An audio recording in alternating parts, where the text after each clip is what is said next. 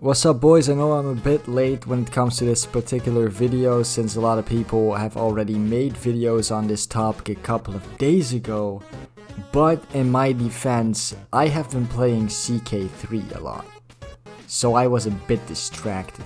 Anyway, PlayStation finally announced PlayStation Spartacus, you know, the Game Pass killer, the subscription service from Sony that was going to absolutely destroy Microsoft and Xbox Game Pass. Now, it's finally been announced, and get this, it sucks. Who could have guessed that? Besides literally fucking everybody. So let's take a look at it, shall we? I'm sure it's not that bad.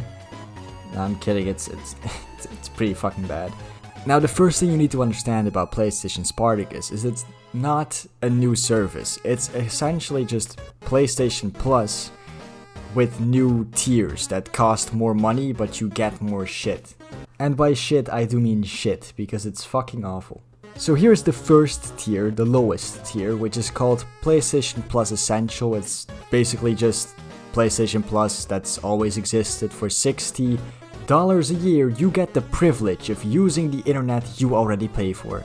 This is definitely not a scam, because it's essential. Okay, you need this. This is essential to playing video games. Now, the second highest tier, or the middle tier I guess, is PlayStation Plus Extra, which is the same thing as PlayStation Plus Essentials, except you get 400 of the most enjoyable PlayStation 4 and PlayStation 5 games that you can download to your console.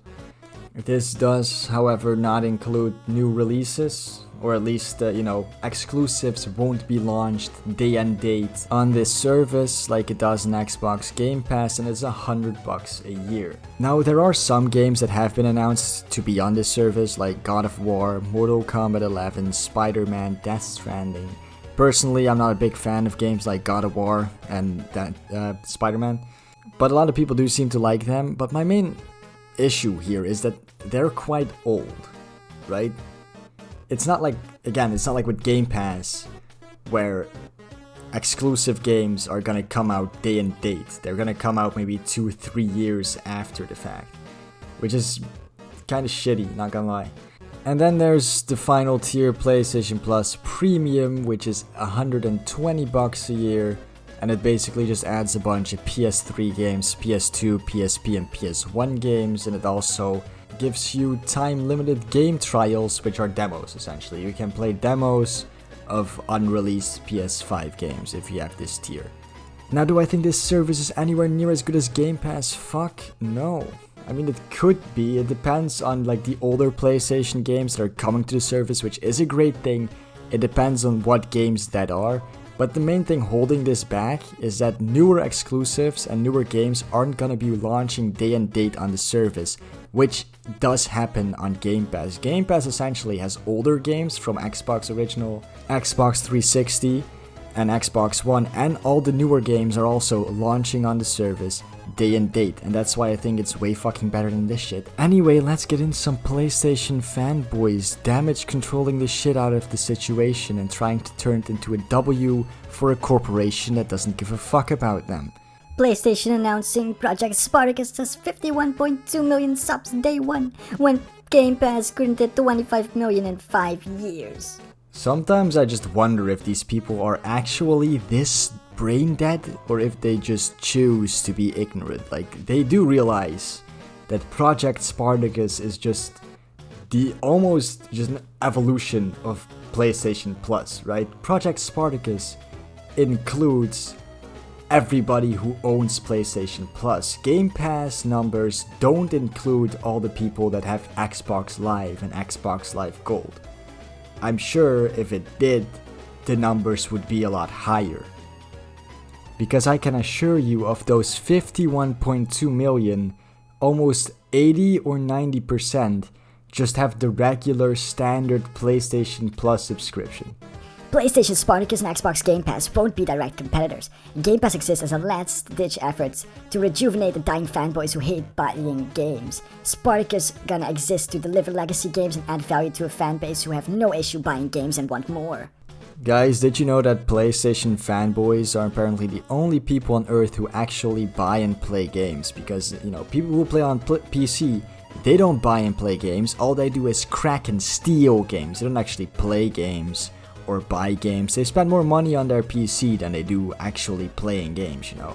And people on Xbox apparently also don't buy and play games. That's why Xbox has been doing so well the past 2 years. It's because nobody buys their products.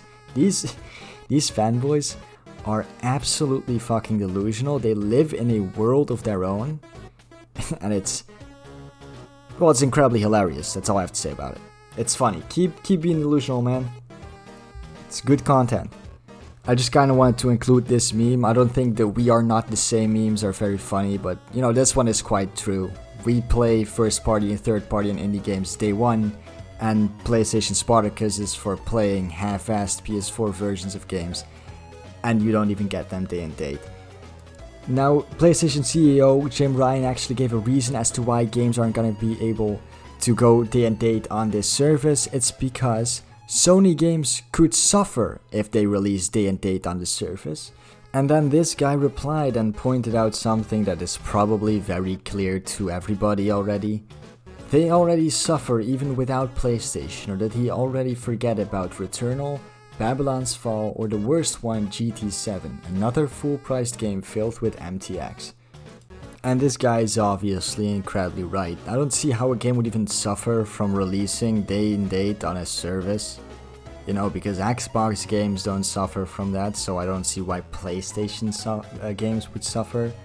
It's not like if Gran Turismo 7 launched day and date on a Game Pass-like service, that would somehow have made the game even worse. The main reason why I believe that the games aren't gonna be day and date on this service is very obvious, of course, because it's way more profitable to make very shitty, very cheap, not well-made games like GT7 and Babylon's Fall, shove them absolutely to the brim with microtransactions, which they have done in GT7's case, and then just release them for $70, which is above market price. People will pay that shit anyway because PlayStation fanboys don't give a shit. And then you can sell them this service separately to the game as well. It's all done for money. That's the only reason why these games aren't coming day and date on this service.